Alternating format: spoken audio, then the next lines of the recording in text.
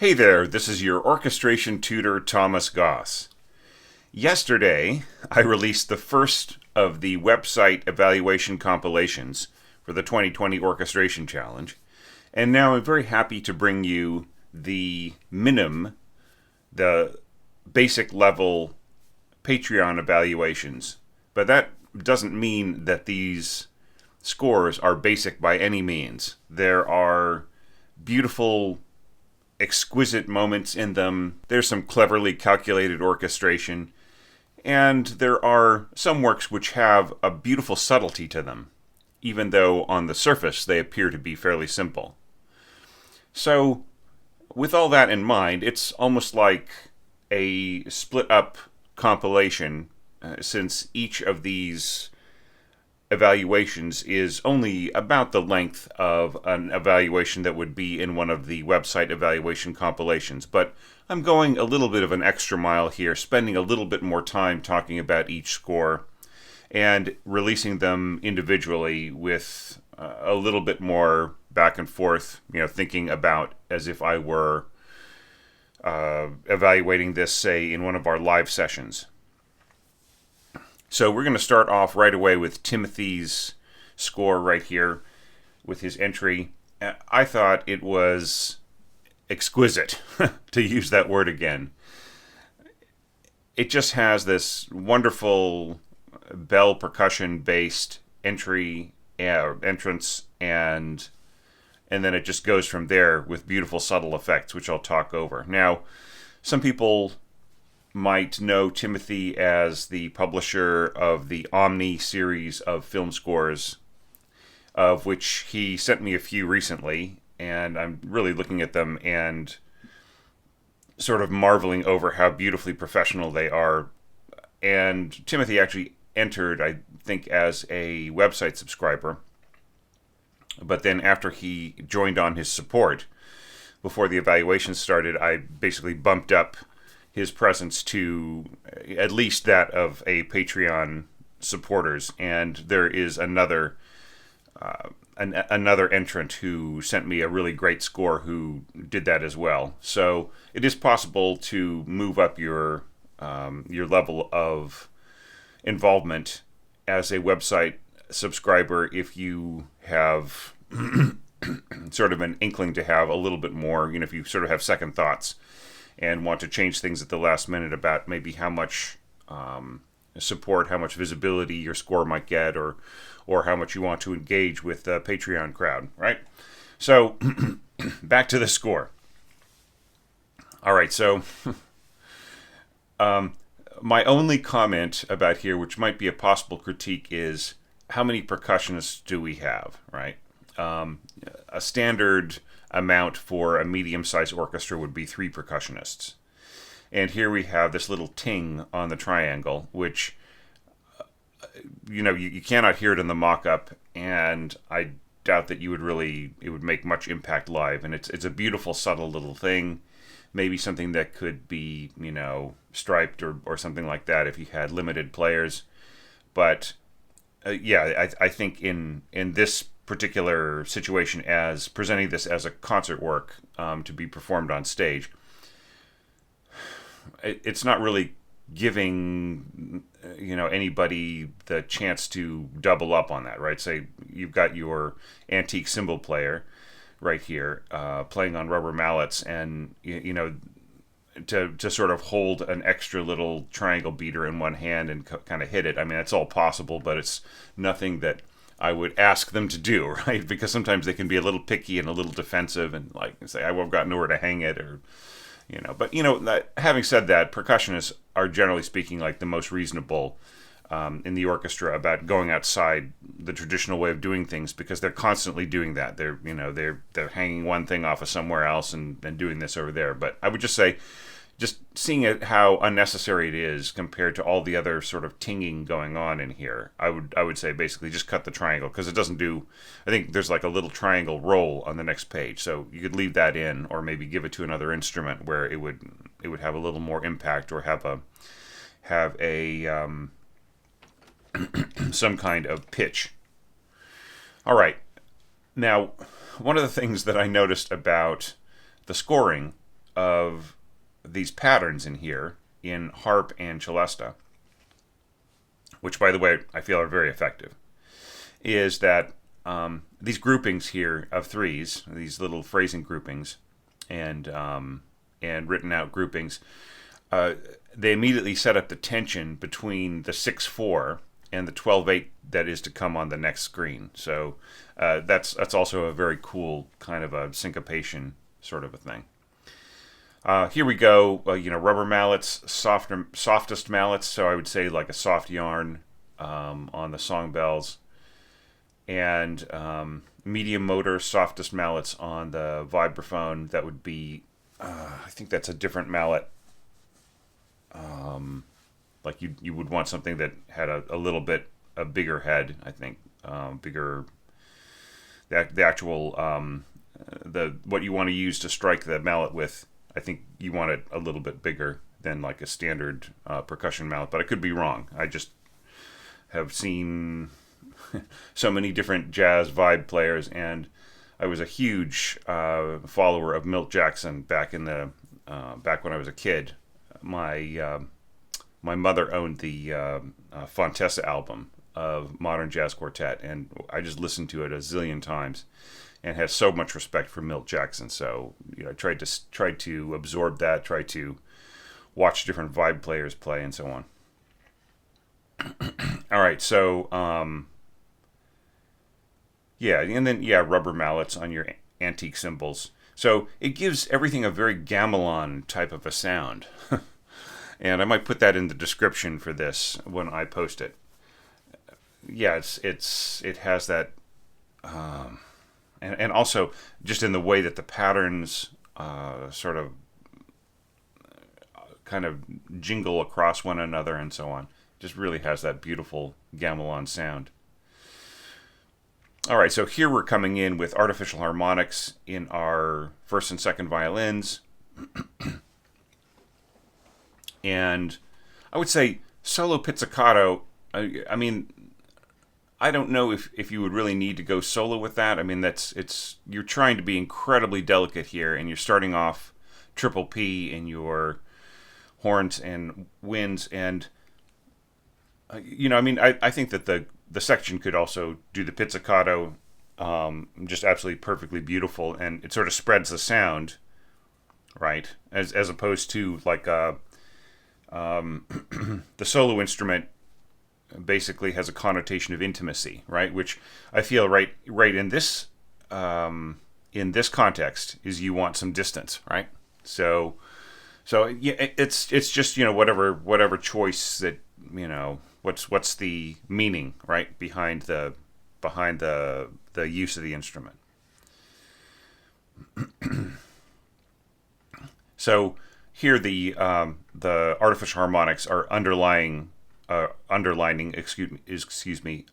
some features of the melody. So like the melody is really written out for the song bells and the antique cymbals, and the violin is sort of catching certain pitches, and that I think that's really a beautiful idea, just really strong.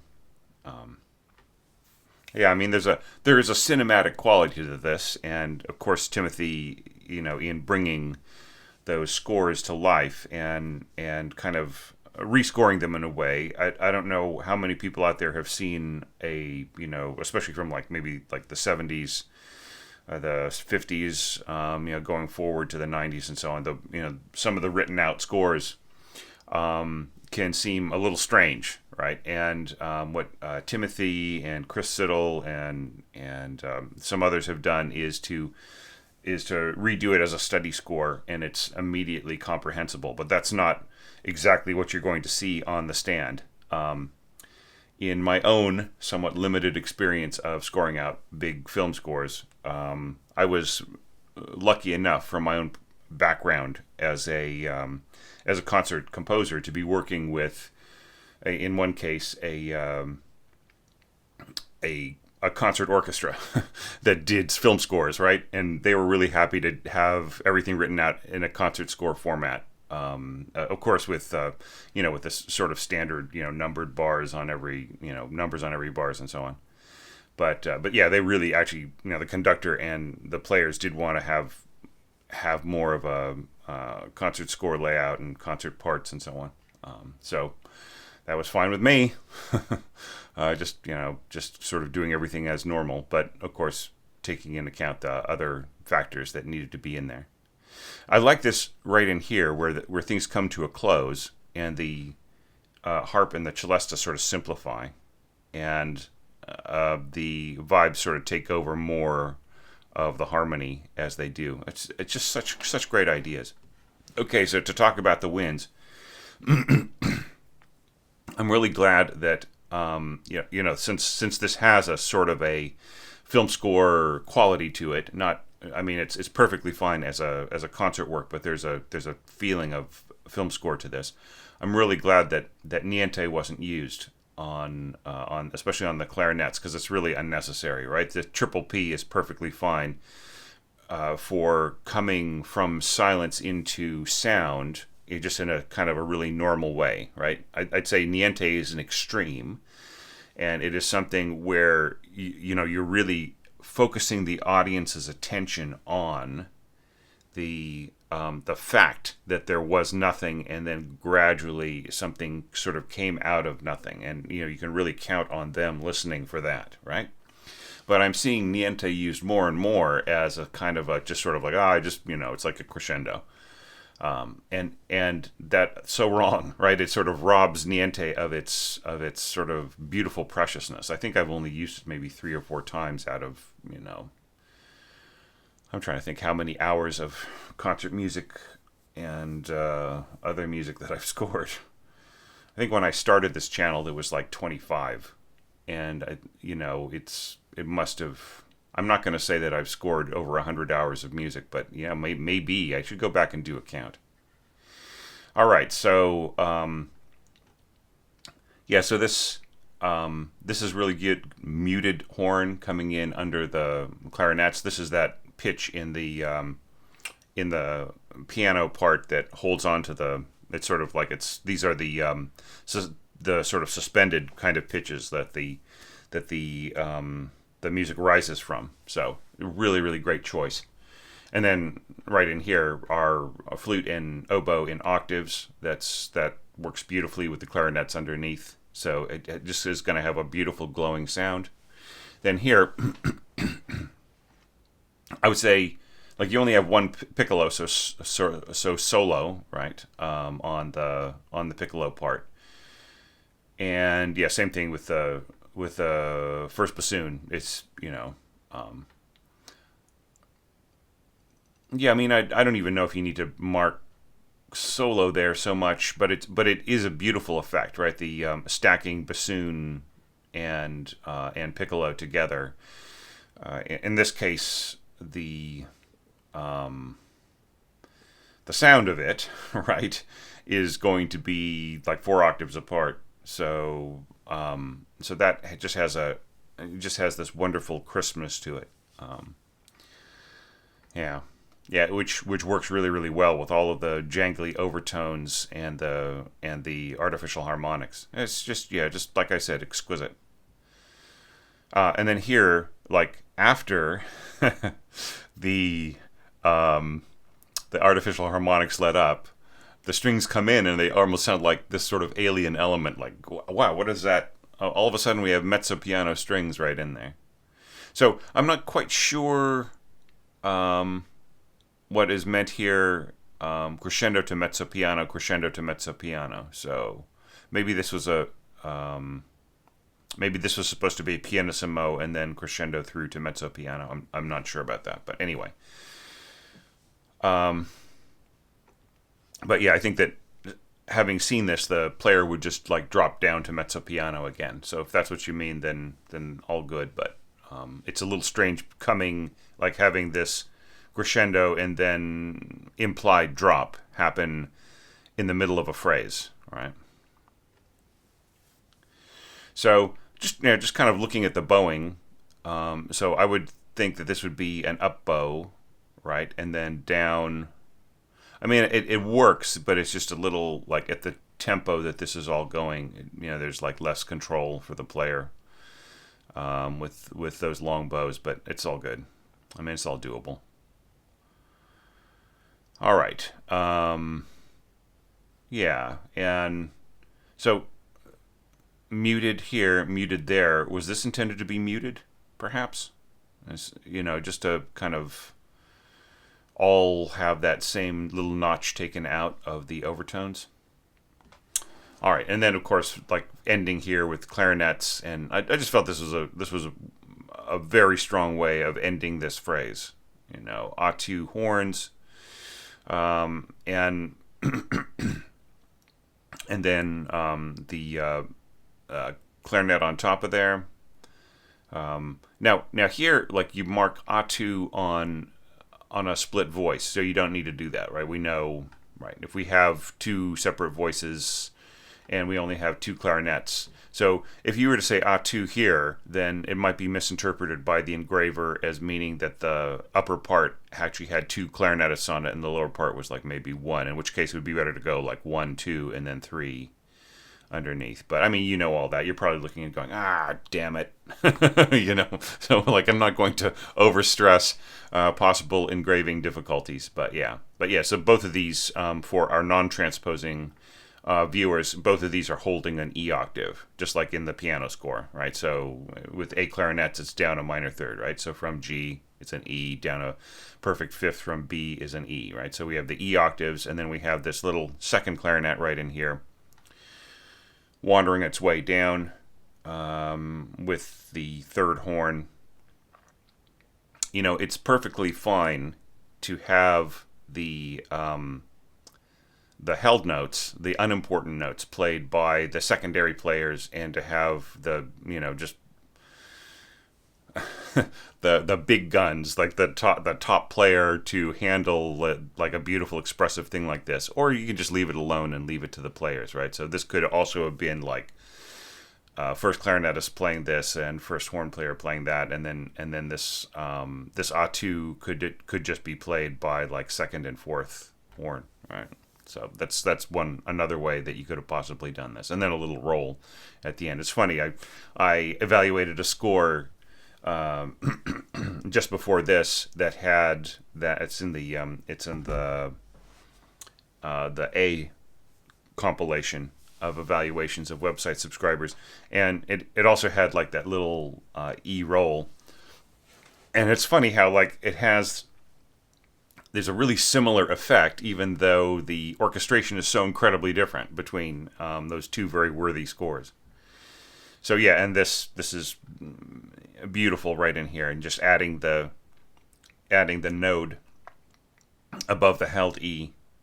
I need to do a study of that, just how effective is adding the node, or it's actually adding the node I've found to be really effective, but it's subtracting the node, because sometimes, especially with an open string, you would think with this it could be played as an open E. You take away the node, but the string is sort of locked into its little divisions because of the artificial harmonic, and it wants to keep going. So I need to do a closer study of that. But yeah, so really, really nice first page. Okay, so here we have the tremolo slash marks and the double staccato on these notes, which I think is just really lovely. It's almost like an umlaut over an O or a U in German or other Germanic languages. And I just think that's so fun. It sort of is a very romantic kind of a thing, something that you might see in Bizet or Berlioz or some other kind of mid to late romantic composer. Yeah, just really lovely scoring right in here. Okay, let's talk about the treatment of the different elements here.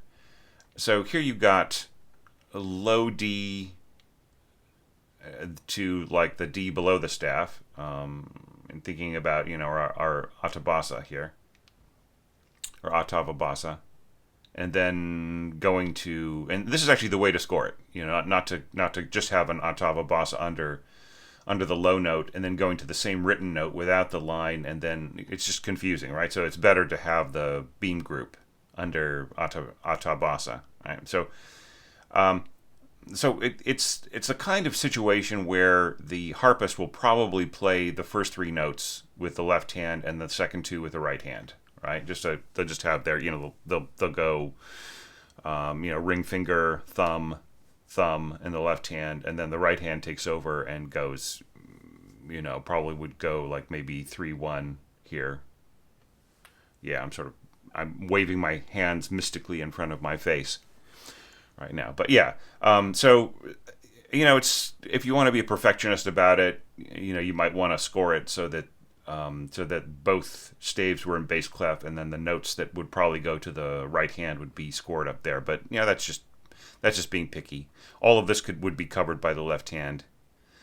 And then these glissandos are nice. I've in previous challenges, I've sort of recommended that people not worry too much about the about writing out every pitch of a glissando, just so long as they add a pedal diagram. But the problem with that is that a lot of times people just don't work things out, right? So if you write it out for the harpist, you're sort of telling them, okay, well, I have worked out this, and this is that. But the problem is, what if you have many different pitched glissandos in a row where you're just basically shifting around the pedal? In that case, writing them out just turns into a forest of notes, right? So I would say this is perfectly acceptable. It's fine, fine for a session, fine for a score that you intend to publish, and so on. But just so long as the harpist can trust you to give them a readable and proofread pedal diagram, then it may not be the most necessary thing. Here we've got that roll on triangle. So yeah, about the only thing that I would kind of caution here, this caution is almost completely unnecessary, Timothy, and that's because nobody is going to really hear this. The triangle just has those kinds of overtones and kind of timbral quality that gets absorbed into even delicate, bigger textures like this. But there's a whole question of like whether or not a roll on triangle will sound like a 20th century telephone, right? But since it's not really getting very loud, it's not a big concern. But it's always something that's in the back of my mind when I see a triangle roll. Which is why I said on the previous page, like maybe if there was an instrument that like you've got glockenspiel here, or antique cymbal, or even vibraphone, which probably would be the best of all, you could get a very delicate roll that would have a pitch to it, right? And would have way more control and less of a reminiscent quality to a telephone ringing, right? But other than that, I really love the everything that is happening here in the percussion, and especially the fact that you left a big gap, right? So you really proved you are great at scoring these instruments, and you did your experimental kind of gamelan sort of a sound in the previous page, and it worked. It was great. So here, like, you're coming back to that as you sort of bring things to a kind of a quasi tutti right in here. So I think that the space is the best thing about this, right? Is the fact that you're allowing the rest of the orchestra to do its thing. All right, so now let's go back to interpreting the left hand patterns. All right, so here, what I would do is I would say just have one of your divisi groups do all the tremolo, and the other group do all of the bowing, right? And that immediately takes away the whole question of whether, like, tremolo slurring into a into a staccato boop, like most players would not even need this slur. They would just, they'd go, right,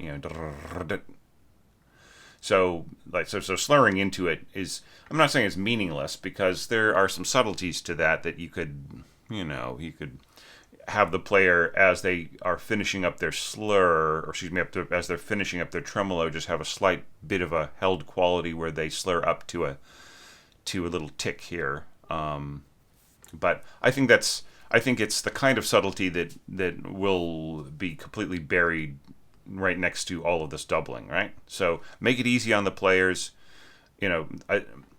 What I would worry about the most here would be a raised hand at rehearsal. Like, if this were being played by like a concert orchestra rather than session players, who see things like this, and and the raised hands would be on your behalf, of course. It wouldn't be that, they wouldn't be just taking the time to humiliate you or be a pain in the butt, but they would be doing it more because they want to get things absolutely right and just see what the meaning is. So if there's any kind of, the player would say, do you want it like, or do you want it like, to really get that, so it's just like, just take that away from them.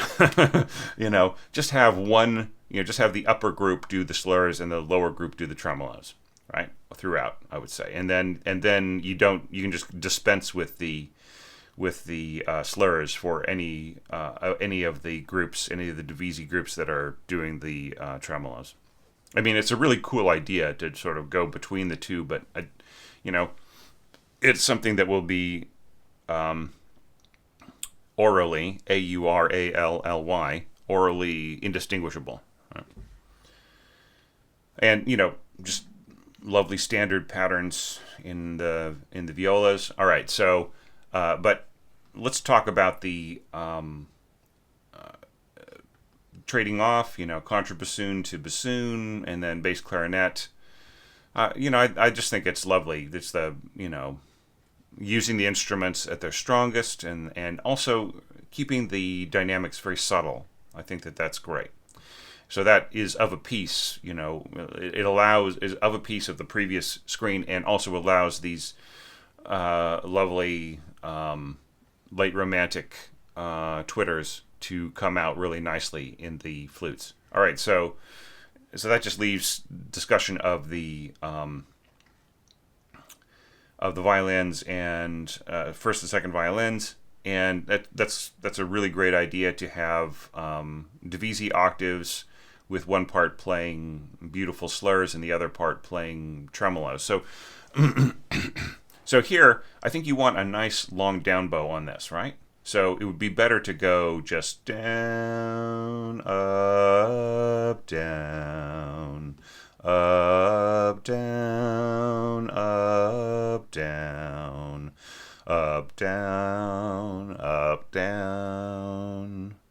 And then here, I think you want emphasis on the downbeat here. I don't think you want I think you want da. So if this is already down, then probably the players would go up, up, down, up, down. See, it's just like, it's really, I would say, really simplify the bowing throughout this. Because, that's what your winds are for. Just having oozy connections, leave it to them to make everything overly legato or very, smoothly, that let them be the ones to smear on the peanut butter, right? And then just, all of this is really lovely scoring. I especially love how the horns start to emerge from the sound picture under, added clarinets and flutes, bolstering up what's going on in the strings. And then just this wonderful chord right in here. That's, this is a great chord for people to break down and kind of take a closer look at, if you are getting, if you're getting used to things like reading transpositions and scoring out moments like this, right, where you've got a lot of people playing all at once, but you don't want it to be too obnoxious, right? And then, of course, just some of the same instruments as before, leading upwards, ending with bass clarinet, who's got the most control and the highest range. Not to say that bassoonists do not have the same control. They do have a lot of range. They can go all the way up there to E, and some players can go up to F and farther. But just in terms of being able to just bring everything down to a mezzo piano, I would say probably like, I don't know. Okay, well, I was going to say you could bring things down to like a piano, and it would be more of a detectable surge. But I can see how you want to balance this out, right? With your strings and winds being carefully moderated against the brass. So, I mean, just as a piece of orchestration, that is like an example for this challenge is perfectly fine. But seeing as how you might be leading somewhere, I would possibly score everything down a notch. In that way, like the next phrase could start with a little bit more potential for going places, right? Rather than just going from mezzo forte to mezzo piano, which is, it's kind of like from puce to gray, right? It doesn't really have a lot of, it doesn't have like the same expressive range, right? But I mean, having said that, there are people who misinterpret sometimes what I'm saying about mezzo dynamics. So in a concert work, mezzo dynamics are not necessarily your friend all of the time, right? They're good like halfway points or moderated dynamics, right? Mezzo piano against piano and so on. They're good ways of balancing things out and good problem solvers and so on and so forth. So I use mezzo dynamics a lot. Okay, but I don't make mezzo dynamics the focus or the default, right? However, that does not mean that mezzo dynamics are useless or should never be used, and it does not mean that they aren't a staple of like writing a film cue, right? Where you don't want you want the music to be a part of the scene, but you don't want it to shout or whisper, right? You've got all the sound tech happening, the Foley and you've got the dialogue and everything else, right? So you cannot really you can't hold to a concert music standard of dynamics, right? It's really a different kind of a thing, all right? So don't misunderstand me to interpret that that you should never use them. They're very useful in film cues and so on. Just as being a kind of a baseline for certain kinds of cues. All right, so having said all that, I would just say this was a really great start. This first evaluation at the minimum level is probably a good 10 to 12 minutes longer than the normal amount, which will be about. Over the next 6 or 7, I'm probably going to say, hazard a guess now, anywhere from like 17 to 22 minutes in length. So that's probably going to be about the standard. But that like they all may end up being half an hour long. I don't know. It just depends on what my energy level is like on the day, how much useful I think I can play as a role for coaching the orchestrator.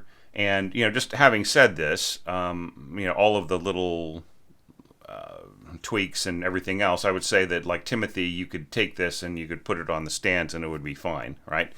All of my my little suggestions aside, I think that it is pretty much ready to go to the stands. So with this really, really great start, let's move on to the next score. I'm going to try to release at least 3 or 4 of these today, so everybody gets a chance to look at them.